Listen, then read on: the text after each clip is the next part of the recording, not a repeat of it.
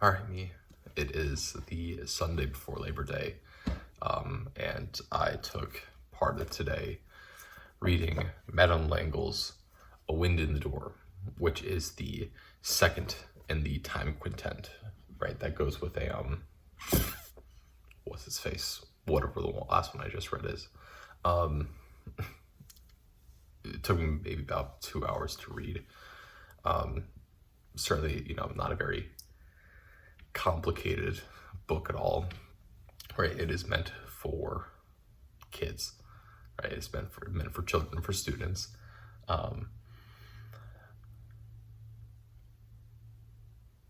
This is more tangential, but I was immediately going into this slightly upset because, as will be seen once I finish reading all of these, when I bought all of them, what ended up happening by accident is there's 5 books in this collection, right? And 4 of them are from the same publishing style, right? I don't know if they're the exact same edition, right? But they are all within the same, they all look the same, they all have the same dimensions and everything. And then this one, Wind at the Door, is the only one that isn't. It's a slightly different version than the other ones. So that was a little upsetting to me once I found that out, that I lucked into 4 out of the 5 of them.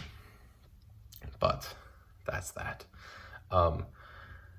Overall, right, it is a children's science fiction piece that is trying to teach a morality within it, right? And once again, like with the other one, does it very explicitly and very, very head on the nail. So, right, there's not a lot of digging and rooting around in there.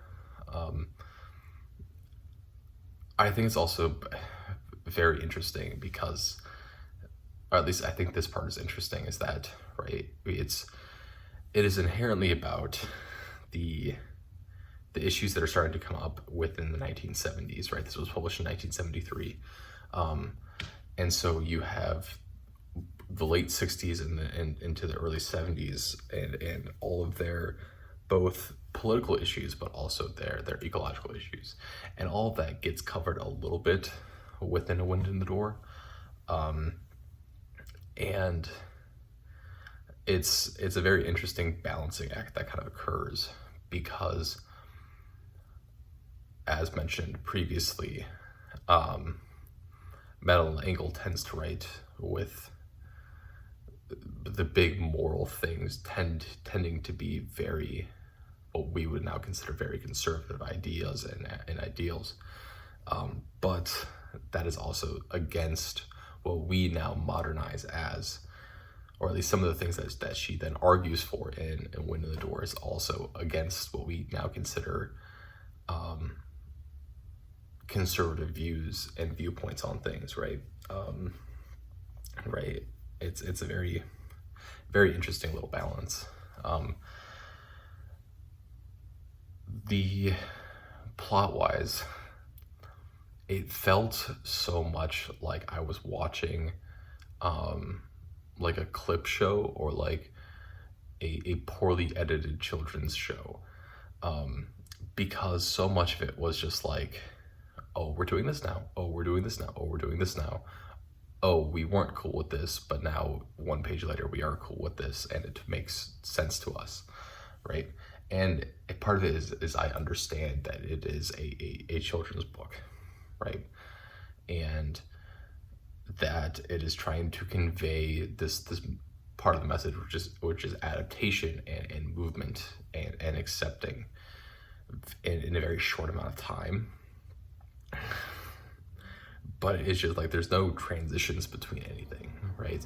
And I think part of it is the fact that a lot of what I have been reading before this have been more longer form things, or right, it's been me reading and growing to appreciate a lot of like books and stories that do a whole lot of this middle stuff that doesn't really particularly matter or mean anything, but you read through it. And this just doesn't have any sort of that. It's all, every single thing is a big set piece. Every single thing is big. And it's just, it was a wild ride in terms of that. But what was also fascinating to me, right, is that the previous book, right, you're dealing with science fiction ideas, and you have some pretty heavy-handed, Christian themes and symbolism things going on in there, right? And that all makes sense. But then, like, it all kind of fits within like the realm of science fiction and things like that. And then we get to this book, and we just drop in a biblically accurate angel, right? That's what's occurring here. That's what's being described here, is that all of a sudden, right, we have one of our main characters as a guardian angel that's working with Meg, and it is just a biblically accurate angel. And it is so funny. I was actively laughing for, I think, the next 20 minutes on it, as I was reading, because like this is the wildest thing that I've ever seen. But yeah, right. Like I said, a lot of very, very heavy-handed Christian theming and Christian symbolism that gets involved with it, right? But, right, the main core and the main concept that L'Engle is trying to get across, right, is that we need to live for and love one another, right? It is important that we not only see the world through our viewpoint, but also through the necessity that we support and help others, right? Which I think is very good theming, and it is a message that I certainly agree with in a lot of ways. However, it consistently focuses on, right, this end part, I should say, consistently focuses on like the idea that we should not choose to live for our own personal enjoyment of things, right? Or that, those that do live for their own personal enjoyment are considered bad people, and they're destroying the world. That's because that's like the whole ending portion is, which is then against, or is tangentially against what was initially set up, which is that the world is dealing with more and more issues stemming from inequalities and from, we have much higher crime, or we have this string of high crime throughout the 60s and 70s due to economics and due to this widening gap between the rich and the poor, and those safety nets being taken away, right? And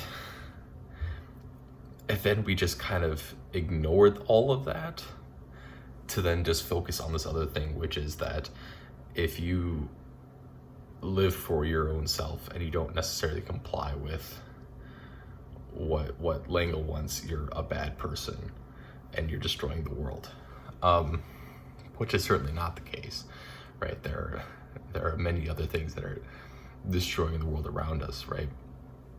But I think it's also interesting to note, right, that what L'Engle is proposing is within the very Victorian and Victorian mindset and concepts of needing to have the singularity of the family, and the that, right, it is immoral to live for oneself and things like that, which, right, we covered in Oscar Wilde, and we talked about that. but it's also like such a human thing to do. You know, I can think and I can go back to two in my lifetime, but really a third, which is what Langle is writing in, and then more so afterwards. But right, when we have times of economic issues and systemic issues that are finally uprising, what we see is a large part of a more than insignificant set of the population that moves into this wanting to just live for themselves, right? What they see is the world around them is failing, and so that they're going to be like, all right, well, I'm just going to exist for myself, right? And I would argue that right now we're still living within that, right?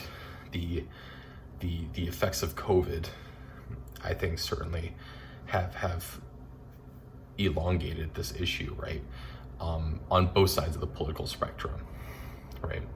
We saw the same thing in the economic crisis of 2008, right? And 2009, in which, right, you had this entire genre of music, which was, you got paid, go spend it, and just enjoy whatever you can right now because shit's fucked, right? Like that's an entire genre of music that exists between 2009 and like 2012-ish is when that really kind of starts fading off the top of my head. But like, and then you have in Langle's time, right, when in the time that Langle is writing this, is exactly the same thing, right? You have the beginning is the economic crash of the early 70s. You have America dealing with Vietnam and all of these other issues, right? And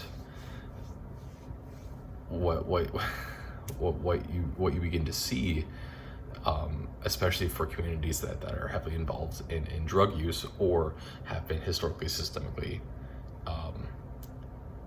oppressed, right, is that you see a rise in self-focused, not necessarily self-centered, but self-focused thinking. And, you know, Langle certainly proposes to be very against that, right? So that's all that, you know, really that's, to me, that is the main messaging, the main theming behind this part of the quintet.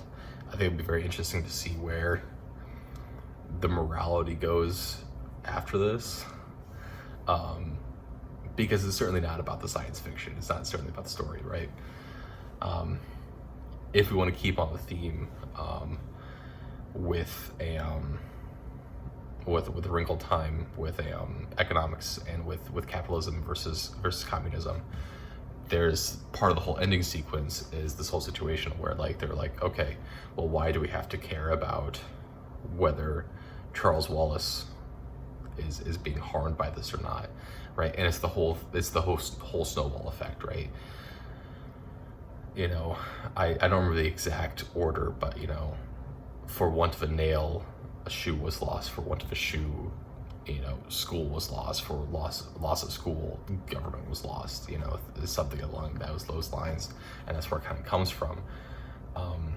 But it's the snowball effect, right? It's also the slippery slope effect,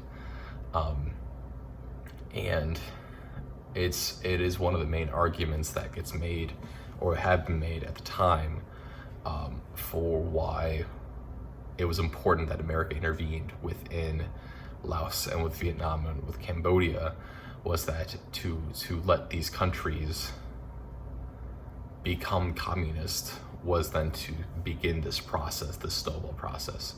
And that was why America had to intervene in those things, right? Whether or not the people of the country wanted to. You know, and that goes for both countries, whether or not the Americans wanted to fight or whether or not, you know, there was a general desire in the country for communism. But yeah. That's what I got. That's Madeline Langle's Win in the Door.